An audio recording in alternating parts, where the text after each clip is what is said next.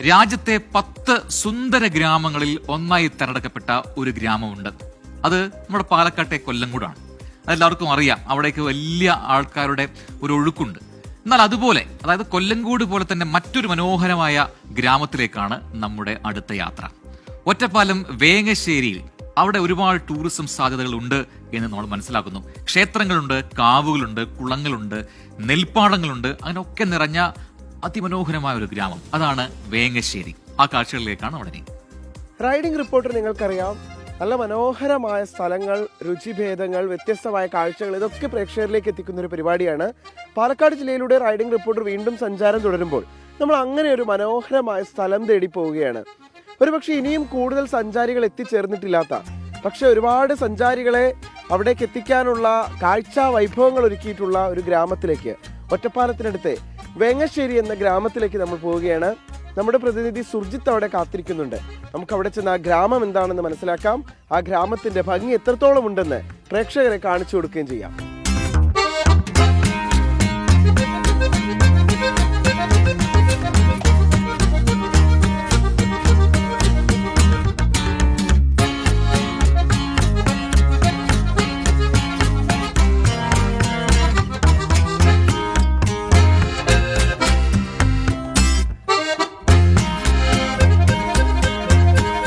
അങ്ങനെ നമ്മൾ പറഞ്ഞ വേങ്ങശ്ശേരി എന്ന മനോഹരമായ ആ ഗ്രാമത്തിൽ നമ്മൾ എത്തിയിരിക്കുന്നു.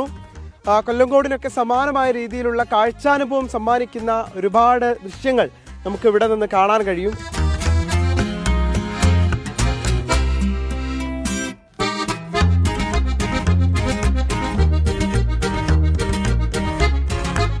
നമ്മുടെ ഇവിടുത്തെ പ്രാദേശിക പ്രതിനിധി സുർജിത്ത് ഉണ്ട് ഇവിടെ. സുർജിത്താണ് ഇങ്ങനത്തെ ഒരു സ്ഥലത്തെക്കുറിച്ച് പറഞ്ഞത്, ഒരു വ്ളോഗ് കാണിച്ചു തന്നതും. അപ്പോൾ എന്തായാലും നല്ല സ്ഥലം സുർജിത്ത്. നമ്മൾ തുടങ്ങിയത് തന്നെ റൈഡിംഗ് റിപ്പോർട്ടർ ഇങ്ങനത്തെ മനോഹരമായ ഒരു സ്ഥലത്തു നിന്നാണ്.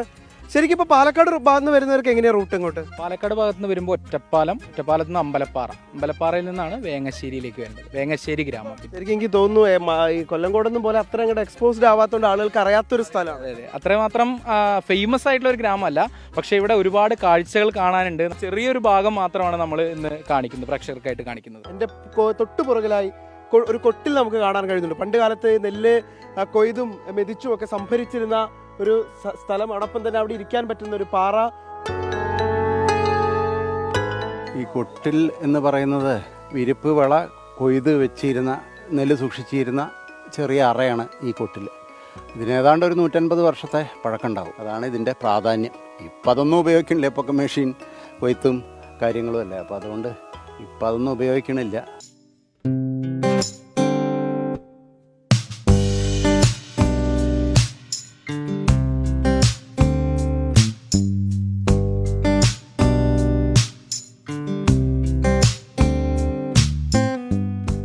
ഈ നാട്ടുകാരൻ കൂടിയായിട്ടുള്ള വ്ളോഗർ അജിത്തിന്റെ ഒരു വ്ളോഗിലാണ് നമ്മൾ ഈ ഗ്രാമത്തെക്കുറിച്ച് അറിഞ്ഞത്. അജിത്ത് ഇവിടെ തന്നെയാണ്. അപ്പോൾ എന്തൊക്കെയാണ് ഇവിടേക്ക് വരുന്ന ഒരു സഞ്ചാരിക്ക് കാണാനുണ്ടാവുന്ന കാഴ്ചകൾ? ഇപ്പം നിങ്ങൾ കണ്ട ഈ കൊട്ടിൽ, പിന്നെ കാവുകൾ, കുളങ്ങൾ, പിന്നെ അതുപോലെ തന്നെ ഒരുപാട് നെൽപ്പാടങ്ങളും അതുപോലെ ഒക്കെ എല്ലാം കാണാനുണ്ട്. പക്ഷേ നമ്മളിപ്പോൾ ഒരാൾ പറഞ്ഞു കഴിഞ്ഞാൽ അവരത് വിശ്വസിക്കണം എന്നില്ല. പക്ഷേ ഇവിടെ വന്ന് കണ്ടു കഴിഞ്ഞാലാണ് ഇത്രയൊക്കെ കാണാനുണ്ടെന്നുള്ള കാര്യം ഒരാളും മനസ്സിലാക്കത്തുള്ളൂ.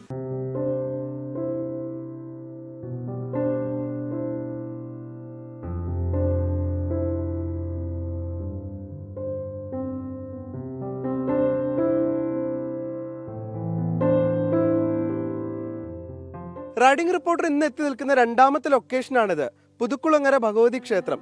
ഈ ക്ഷേത്രത്തിന്റെ ഒരു പരിസരം എന്ന് പറയുന്നത് നമുക്ക് വിവരിക്കാൻ പോലും സാധിക്കാത്ത അത്രമേൽ ഗ്രാമഭംഗി നിറഞ്ഞു തുളുമ്പി നിൽക്കുന്ന ഒരു ക്ഷേത്രമാണ്. ഈ ക്ഷേത്രത്തിന് ഒരുപാട് ഐതിഹ്യങ്ങളും സവിശേഷതകളും ഒക്കെ ഉണ്ട്. എന്ന് മാത്രമല്ല, ഈ പരിസരം ഒരു ക്ഷേത്രത്തിന് നേരെ അഭിമുഖമായ ഒരു ആൽമരം നമുക്ക് കാണാം. വലിയ കുളം കാണാം. അതോടൊപ്പം തന്നെ കണ്ണെത്താ ദൂരത്തോളം പരന്നു കിടക്കുന്ന നെൽപ്പാടങ്ങൾ, അതൊക്കെ ഈ ക്ഷേത്രത്തിൻ്റെ ഭംഗി വർദ്ധിപ്പിക്കുന്നുണ്ട്. ഇവിടെ എത്തിച്ചേരുന്ന വിശ്വാസികൾ